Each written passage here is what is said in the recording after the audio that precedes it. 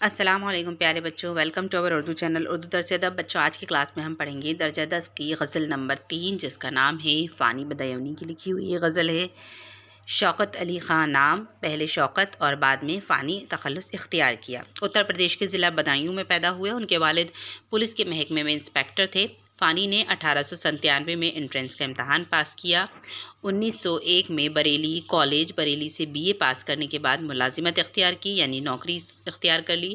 کچھ عرصے تک مدرس رہے، یعنی ٹیچر رہے، بعد میں ملازمت چھوڑ دی اور 1908 میں MAO کالج علی گڑھ موجودہ مسلم یونیورسٹی سے LLB کی ڈگری حاصل کی۔ اس کے بعد لکھنؤ، آگرہ، اٹاوہ، بریلی اور بدایوں میں وکالت کی، لیکن فانی کو وکالت سے دلچسپی نہ تھی، اسی لیے اس پیشے میں انہیں کامیابی نصیب نہیں ہوئی۔ 1932 میں مہاراجہ کشن پرساد کی دعوت پر حیدرآباد پہنچے۔ مہاراجہ کے دربار سے وابستہ رہنے کے ساتھ ساتھ وہ حیدرآباد کے ایک سرکاری اسکول میں ہیڈ ماسٹر ہو گئے۔ فانی کے آخری ایام تنگ دستی اور پریشانی میں گزرے۔ ان کا انتقال حیدرآباد میں ہوا۔ فانی کا یہ مقطع ان کی زندگی پر صادق آتا ہے، یعنی بالکل صحیح سمجھ میں آتا ہے ان کی زندگی کے متعلق۔ صادق مطلب سچا۔ فانی ہم تو جیتے جی وہ میت ہیں بے کور و کفن، غربت جس کو راس نہ آئی اور وطن بھی چھوٹ گیا۔ فانی نے پہلی غزل 1890 میں یعنی 11 سال کی عمر میں کہی۔ ان کے والد شاعری کے خلاف تھے، اسی لیے فانی چھپ کر شعر کہتے تھے۔ زیادہ تر کلام تلف ہو گیا، برباد ہو گیا۔ جو کچھ بچا وہ باقیات فانی یعنی 1926 کے نام سے شائع ہوا۔ بعد میں دیگر اور مجموعے عرفانیات فانی اور وجدانیات فانی کے نام سے منظر عام پر آئے۔ یہ ان کے سیشنز دیے ہوئے ہیں۔ فانی کا شمار اردو کے ممتاز غزل گو شعراء میں ہوتا ہے۔ شاعری میں درد و غم کے مضامین کی کثرت کی وجہ سے فانی کو یاسیات کا امام کہا گیا ہے۔ یہاں پر اس کی غزل کے جو مشکل الفاظ آئے ہیں ان کے معنی دیے گئے ہیں۔ ہستی مطلب وجود اور زندگی، سہل مطلب آسان، کال مطلب قحط یا کمی۔ اب جو غزل انہوں نے لکھی ہے فانی نے، اس غزل کی تشریح بھی یہاں دی ہوئی ہے اور غزل کے مصرعے بھی دیے ہیں، دھیان سے سنیے گا بچوں۔ دنیا میری بلا جانے مہنگی ہے یا سستی ہے، موت ملے تو مفت نہ لوں، ہستی کی کیا ہستی ہے۔ تو فانی کی یہ مشہور غزل کا مطلب ہے، بہت ہی مشہور ہے یہ غزل فانی کی لکھی ہوئی۔ فانی بدایونی کے کلام میں موت اور درد و غم کے مضامین کی فراوانی ہے۔ اس مطلع میں موت کا ذکر اس طرح کیا گیا ہے کہ ان کی خودداری صاف ظاہر ہو گئی ہے۔ وہ کہتے ہیں، میں یہ نہیں جانتا کہ دنیا کتنی مہنگی یا سستی ہے، مجھے کوئی چیز مفت نہیں چاہیے، یہاں تک کہ موت بھی مفت میں نہیں لوں گا، جب زندگی دوں گا تبھی موت ملے گی۔ آبادی بھی دیکھی ہے، ویرانے بھی دیکھے ہیں، جو اجڑے وہ پھر نہ بسے، وہ دل وہ نرالی بستی ہے۔ اب فانی کہتے ہیں کہ ہم نے آبادی بھی دیکھی ہے اور ویرانے بھی۔ ویرانے آبادی میں بدل جاتے ہیں اور آبادی ویران ہو جاتی ہے، مگر دل ایسی نرالی بستی ہے جو اجڑے جائے تو پھر نہیں بستی، یعنی عشق ایک مرتبہ ہوتا ہے اور اس عشق میں عاشق ناکام ہو جائیں تو پھر عاشق کی روتے روتے گزرتی ہے، اس دل میں دوبارہ کوئی نہیں بستا۔ جان سی شے بک جاتی ہے ایک نظر کے بدلے میں، آگے مرضی گاہک کی ان داموں تو سستی ہے۔ اب سچا عاشق محبوب کی ایک نظر کا محتاج ہوتا ہے، تو محبوب اسے نظر بھر کر دیکھ لے تو وہ اپنی جان بھی قربان کرنے کے لیے تیار رہتا ہے۔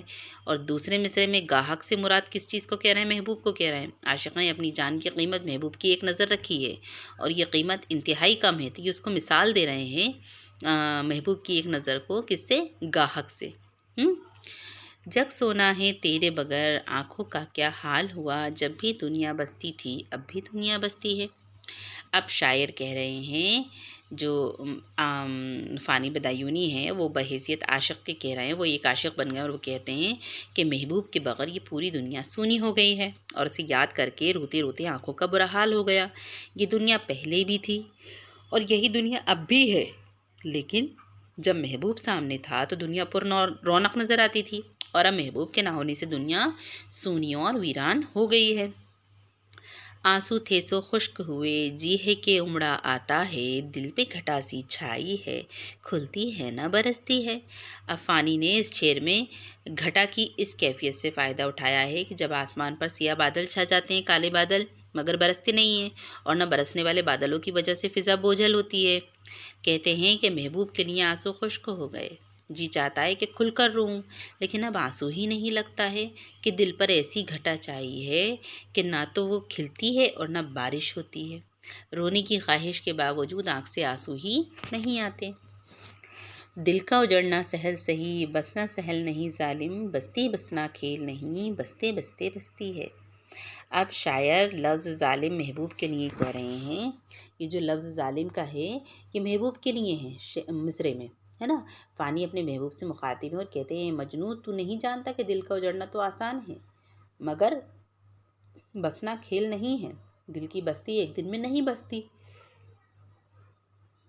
یہ بستے بستے بستی ہے، یعنی اس بسنے میں وقت لگتا ہے اور اسے اجاڑنے میں اتنا وقت صرف صرف نہیں ہوتا، خرچ نہیں ہوتا، اتنا وقت فوراً اجڑ جاتی ہے۔ فانی جس میں آنسو کیا دل کے لہو کا حال نہ تھا، فانی جس میں آنسو کیا دل کے لہو کا کال نہ تھا، ہائے وہ آنکھ پانی کی دو بوندوں کو ترستی ہے۔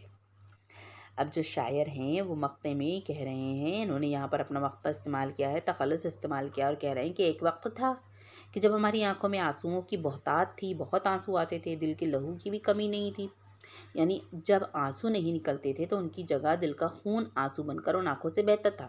لیکن اب روتے روتے یہ حال ہو گیا ہے کہ اب آنکھوں میں دو قطرے آنسو بھی نہیں آتے اور رونے کی کثرت کی وجہ سے آنکھیں خشک ہو گئی ہیں۔ ٹھیک ہے بچوں، تو یہ تھی غزل جو میں نے آپ کو سمجھائی، اس کی تشریح بھی میں نے آپ کو سمجھا دی۔ اب یہاں مشقی سوال جواب دیے ہوئے ہیں۔ شاعر نے دل کو نرالی بستی کیوں کہا ہے؟